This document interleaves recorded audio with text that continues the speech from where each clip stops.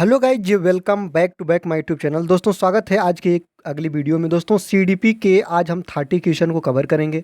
इस 30 क्वेश्चन में हम देखेंगे कि कितने इंपॉर्टेंट क्वेश्चन हैं और जो सीडीपी के क्वेश्चन होते हैं, चाहे आपका यूपी टेट हो प्यारे, चाहे सी टेट हो, कैसे उसका ऑप्शन देखकर हम हल निकालते हैं, ऐसे क्वेश्चन को हम कवर करेंगे। सबसे पहला क्वेश्चन देखेंगे बिना टाइम बर्बाद किए हुए।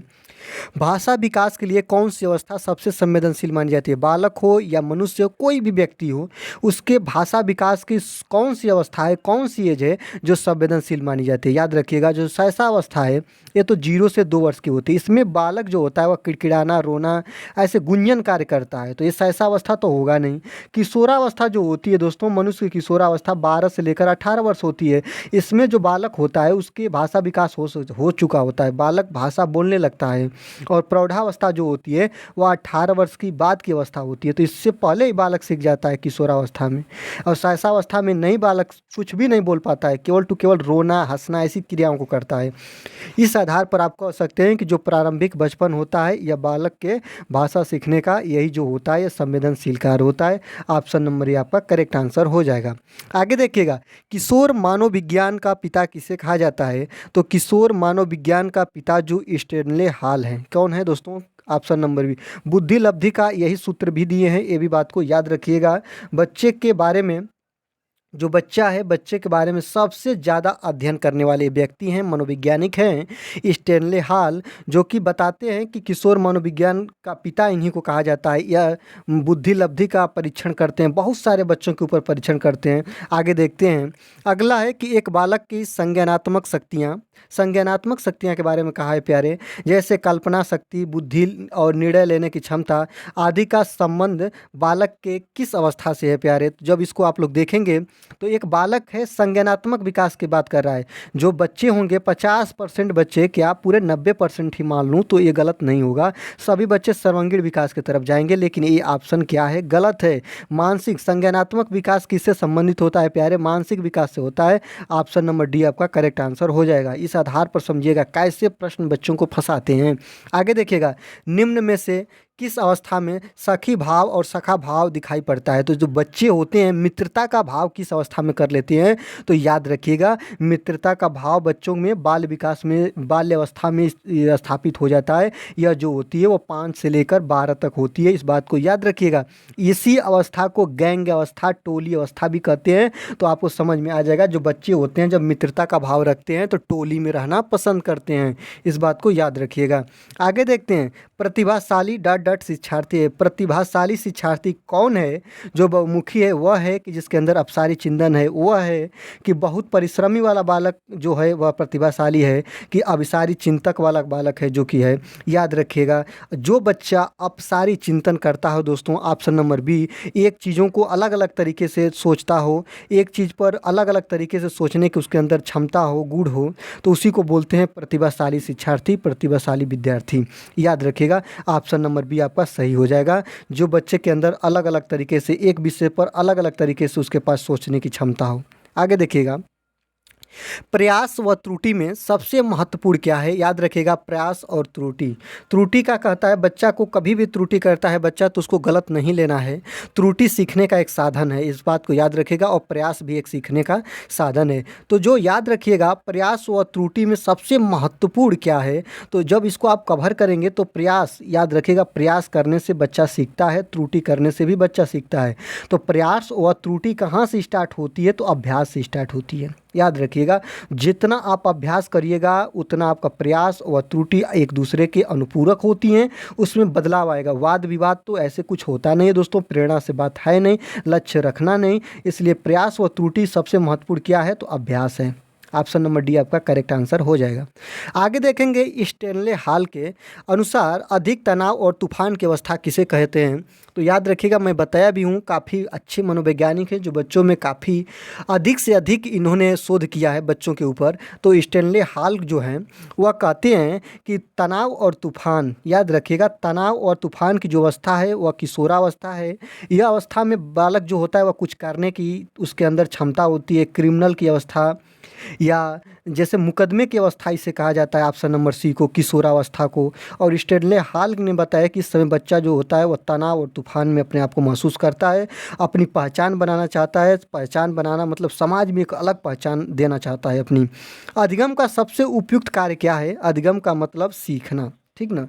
तो अधिगम का सबसे उपयुक्त कार्य व्यक्तिगत समायोजन, व्यवहार परिवर्तन और सामाजिक व राजनीतिक चेतना, स्वयं को रोजगार के लिए तैयार करना। याद रखिएगा, अधिगम का सबसे उपयुक्त कार्य प्यारे ये तो होगा नहीं, सामाजिक व राजनीतिक चेतना होगा नहीं, व्यक्तिगत समायोजन और व्यवहार में परिवर्तन। आपको पता है डेफिनेशन ही कहता है कि व्यवहार में परिवर्तन ही व्यक्ति को व्यवहार में परिवर्तन ही अधिगम कहलाता है। तो ऑप्शन नंबर बी आपका करेक्ट आंसर हो जाएगा।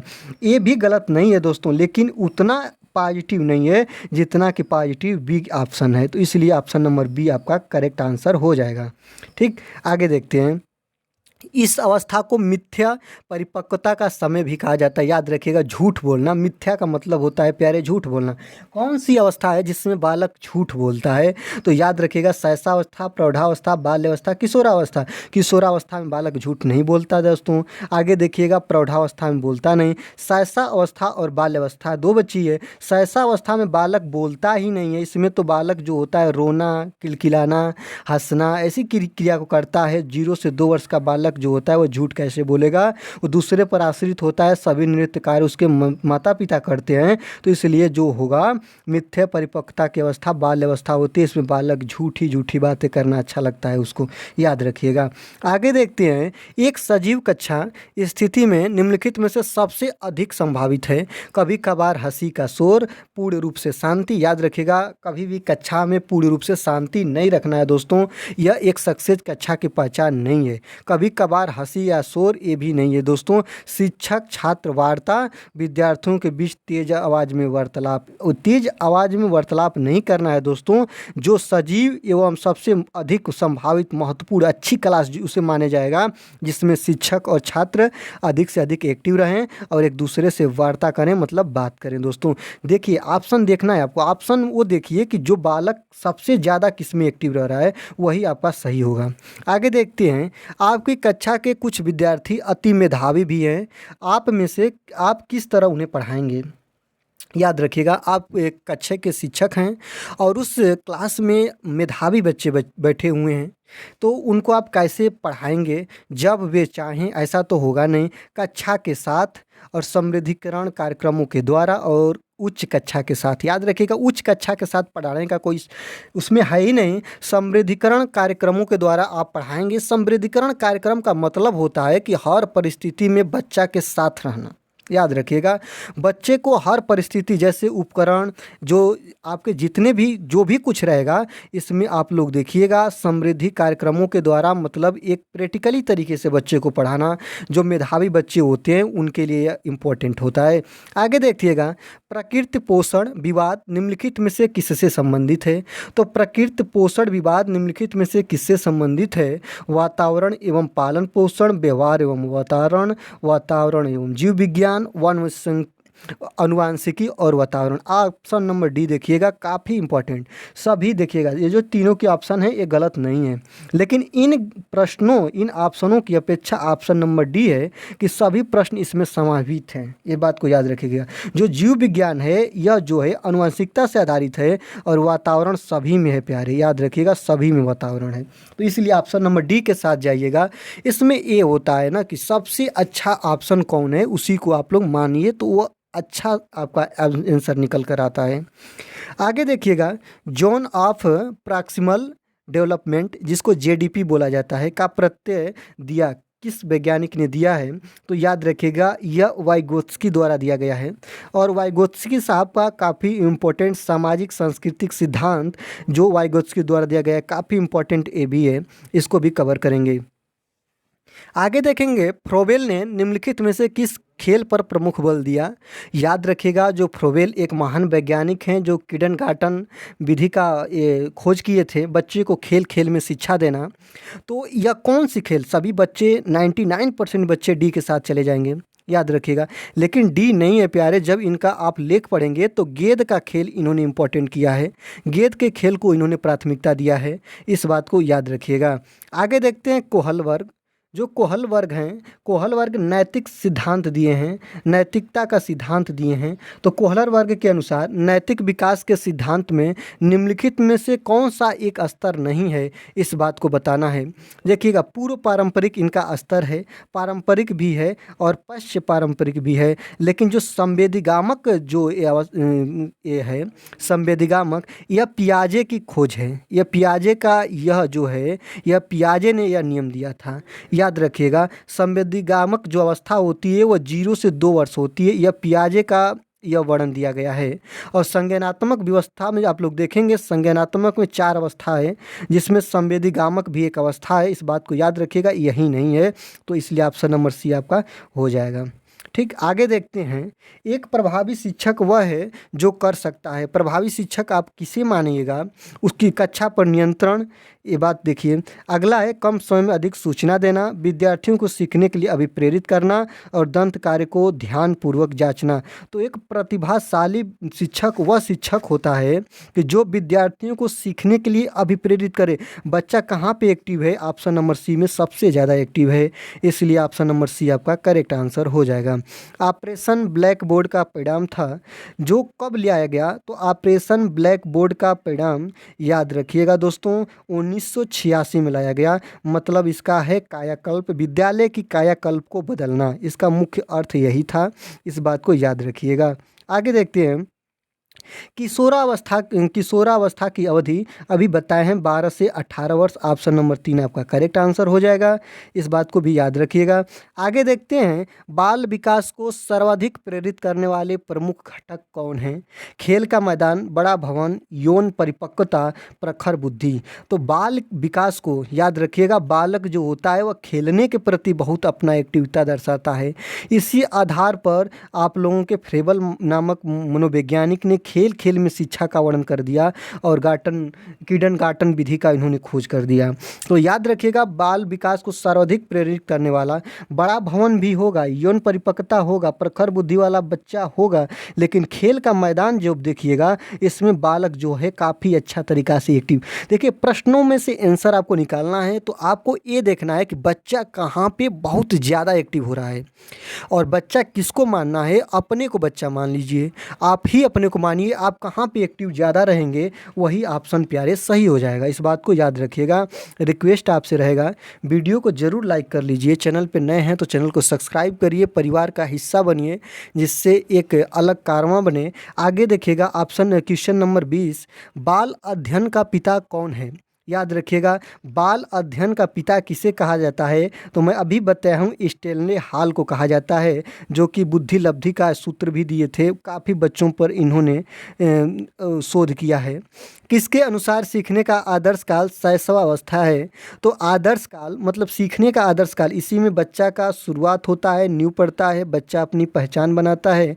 बच्चे का जो सब कुछ यहीं से स्टार्ट होता है दोस्तों, आधारशिला यहीं से होती है। यह जो है याद रखिएगा, वैलेंटाइन है। वैलेंटाइन नामक व्यक्ति जो हैं मनोवैज्ञानिक, ये कहते हैं कि बच्चे के सीखने का आदर्श काल शैशवावस्था है, जो 0 से लेकर 2 वर्ष तक मानी जाती है। इस बात को भी याद रखिएगा।